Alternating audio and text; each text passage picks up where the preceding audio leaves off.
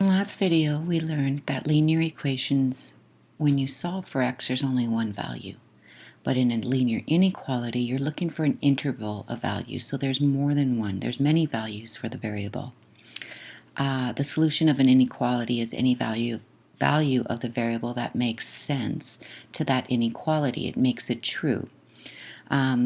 Since you would never write down all the numbers in the intervals because there's just too many of them, we could show our solution using a number line. So we're just going to go over an example first, and then I'm going to teach you how to show your solution of inequalities using number lines. So in this example, it says, is each number a solution of the inequality b is greater than or equal to -4? So what we're going to do is we're going to take our value of -8 and we're going to substitute it in for b. And then we're going to ask ourselves, is -8 greater than or equal to -4? And the answer is false, because -8 is less than. And if you have problems with those negative ones, just think of temperature. Is -8 warmer than -4, or is -8 colder? And that should help you with your answer. So here we take -3.5. Is that greater than or equal to -4? Yep. So the answer is true. Is -4 greater than or equal to -4? Well, it's not greater than, but it's definitely equal to, so that stays true. And the other two are also true. Positive 4.5 is greater than -4, because obviously all positive values are greater than the negative ones, and also 0 is. Okay. So now what we're going to do is we're going to take like inequalities like this, and we're going to show them on a number line. So when we graph inequalities on a number line, there's a few things we have to look at. First of all, we have a number line, 0, 1, 2, 3. Positives are always to the right. Negatives are always to the left of a number line. If your number line is vertical, like up and down, like this, positives are always on the upper half of 0, and negatives are always on the lower half. This inequality says a is greater than 3. So we want numbers like 4, 5, 6, 7. We also want numbers in between 3 and 4, because 3.1 is greater than 3, 3.5 is greater than 3, 4.8 is greater than 3. So we're talking all these numbers in between, and that's why we shade in our arrow. Not only that, but we have to shade in our line, and not only that, but we have to shade in our arrow, because we don't want to have to show all the number line, but we know that all those values that are still to the right of 5 are part of the solution. So we need to shade in that arrow. This arrow has to be thicker. Actually, there should be an arrow there. Has to be thicker than this arrow, and this line right here has to be thicker than this, and then it's very, very clear. Now let's talk about this hollow dot here. This hollow dot is put on the number line because there's no equal to. So here it's just all the values that are greater than 3. So I'm talking 3.1, 3.09, all these values that are so close to 3, but 3 is not included because there is no equal sign. So the only way that we can do that is by putting a hollow dot. In the next example, we have x is less than or equal to -5. Now we have an equal sign, so now it becomes part of our solution. So -5 is part of our solution, and all the values to the left, because these are all the values that are less than -5, -6, -6.8, -10, and that's why this arrow is shaded in. And all of the line is thicker than the right-hand side of -5. So since 3 is not part of the solution in the first example, we draw a hollow dot. And then since -5 is part of the solution because of the equal sign, we shade in, it's a solid dot at -5, and then shade in the appropriate direction. So let's do a few examples. So if I want to graph each inequality on a number line and list 4 numbers that are in the solution of the inequality, sometimes writing the solutions or the 4 numbers that are part of the solution may be helpful. So I'm going to do that first. So we have t is greater than -5. So we're talking -4, -3, 7, 10. Okay, so all these values are greater than -5. So we know we're looking for all of these. So we can shade all these in. Whoops, I'm just going to take away that. Okay, maybe I can do a nice, yeah, this is better. So we're going to shade in all of this, and we're also going to shade in our arrow. Okay, now we have to talk about the dot. So since there's no equal sign here, -5, t can't equal to -5. So what I'm going to do is I'm going to put a hollow dot there. Okay, I'm just going to make sure just to move that over just a little bit to know that -5 is not part of the solution because there is no equal sign. Okay. Oh, do I have to go down here? Oh, there we go. So here it says x less than equal to -2, or if you wanted to read it just from left to right, it says -2 is greater than or equal to x. So let's talk about what happens at -2 first. So at -2, since it's equal to -2, it's a solid dot there. Because of this equal sign at -2, it's solid, it's part of the solution. Okay, let me see, let's go back to that line there. How did I get that? No, there we go. Now, we know that -2 is greater than. So if -2 is greater than any value of x, then we know that we're talking -3, -8, -10. We can say -1,000 because we know that -2 is greater than all of these values. So we're looking for the values to the left. So let me just shade those in. We know that it continues on, so we draw an arrow. Again, this side of -2 has to be thicker than the other side. Don't draw a little thin line. Okay, draw a thick line. Okay, let's do a couple more examples. You know, in lesson 3, we learned about rational numbers. So we're also talking about those decimals, those terminating decimals. So let's talk about, or let's go to 0.5. We know it's a solid dot. Again, do your best. There you go. At 0.5, we know that values of a are greater than 0.5. So we're talking 1, we're talking 2, 7, 81. All these values are greater than 0.5, so we know we're at the right-hand side of 0.5. So we shade in the line and shade in the arrow to say that it continues on. Another way that we can represent a rational number is in fraction form, and we have, if we can change it, let's change it to mixed. P is less than -8 1/3. Okay, so -8, and if I go and I put 2 ticks in there, I have now divided that space into thirds, and we are on the first one. We have an open dot. I'll put it in a different color. It's an open dot. Do the best you can on this. It's an open dot because there's no equal sign here. We have P is less than all these values. P is colder than all these values.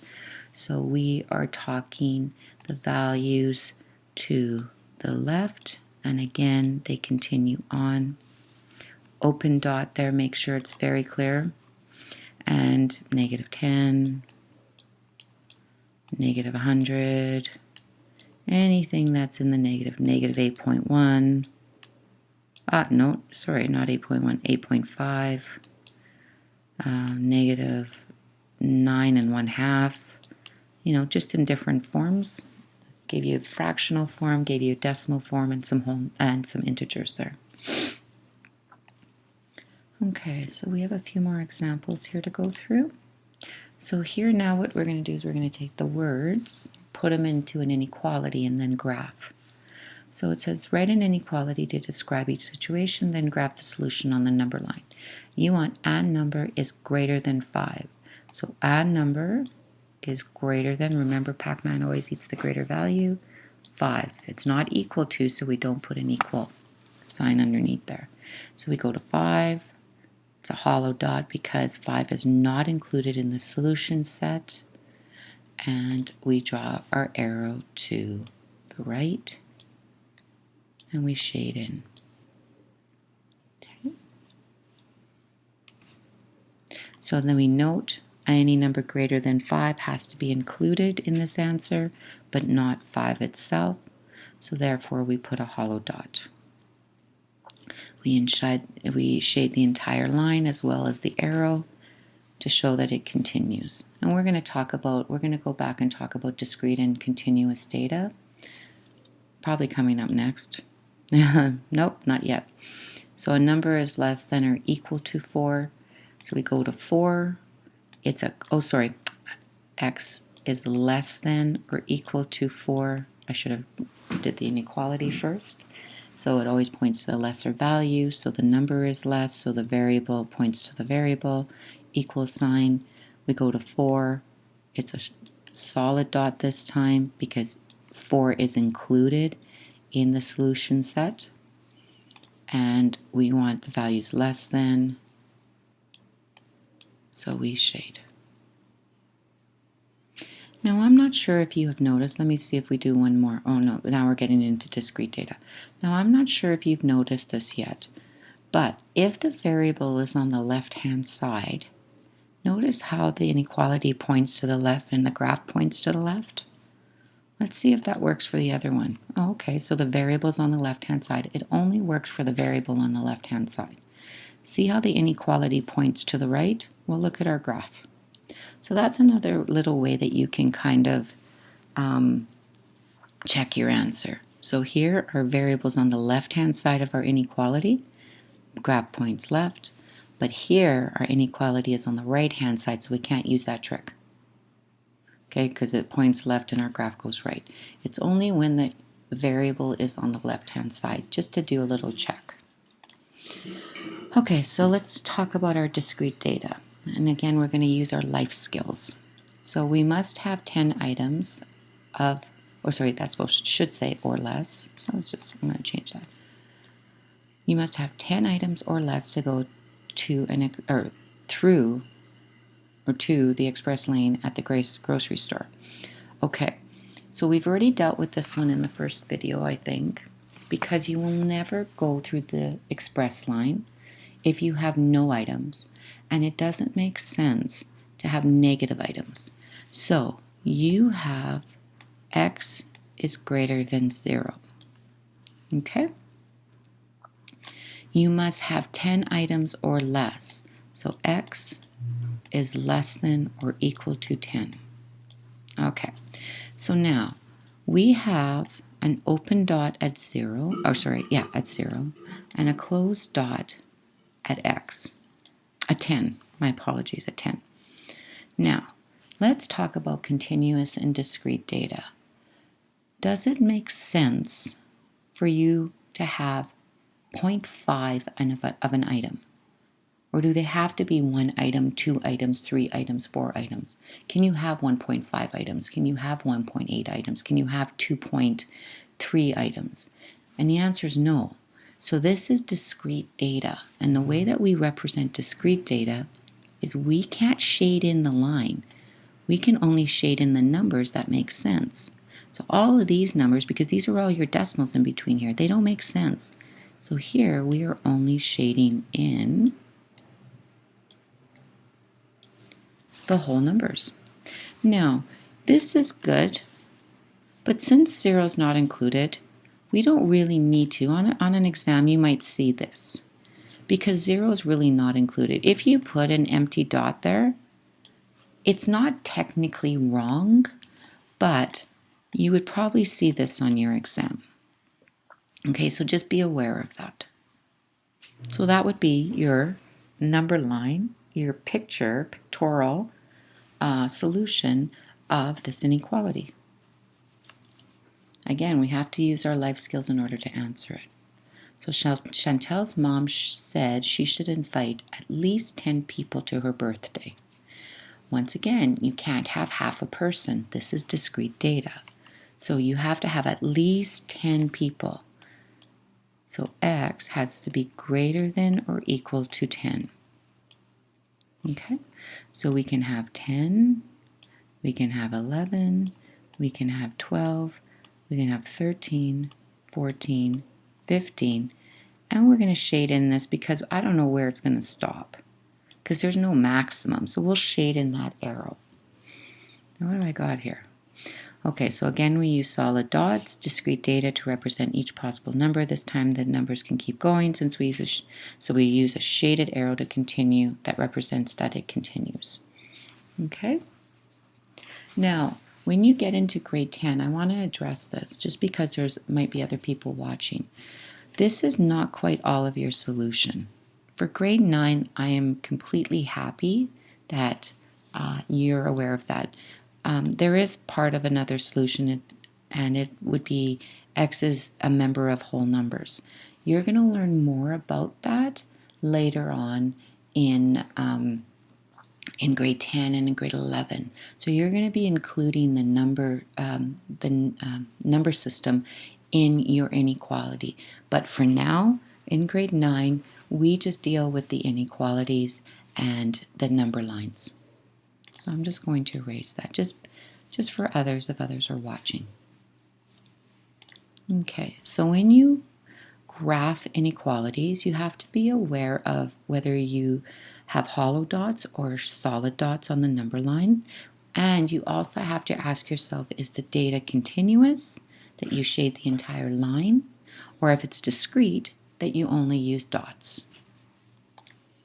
Okay, so another type of question that you're going to get is just looking at the number line and writing the inequality. So in this one, we know that we have X and 2. We know that the graph, these numbers are less than 2. And since it's a hollow dot, it's not equal to 2. So that would be our inequality. In the next example, we have 5 and X. We know that the variables are going to be something to 5. We know that these values here are greater than 5. And since it's a solid dot, we're going to make sure that 5 is also included by putting an equal sign. So this says X is greater than or equal to 5. In the next example, we have X and -1. We know that these values to the left of -1 are less than, and since the dot is shaded, is shaded, it's also part of the solution, so we must put an equal sign as well. And we have X and -6. We see that these values, the line that is shaded, are values that are greater than -6. And since the dot is hollow, -6 is not part of the solution, so we leave it as is. Now, once again, I put all my variables on the left-hand side purposely to make sure that we can do our little check. So our graph points left, our inequality points left. Our graph points right, our graph points left, and our graph points right. Now, once again, be extremely careful to use that check. The variables must be on the left-hand side of this inequality sign. So once again, to sum it up, inequalities have many solutions. Equations have one. We use hollow dots if we have greater than or less than inequalities because because that number is not part of the solution set. But here, when we have less than or equal to or greater than or equal to, we use solid dots on that number. We also have to use our life skills to tell us whether the data is continuous or if it is discrete. and we shade the entire line if it's continuous data, and only dots if it's discrete. So now go ahead and practice some of the questions. 3H, 4, 5, 6C, 7C, 8, 9, 10, and 12. And again, if you're going for that 80-90% average, give that one a try.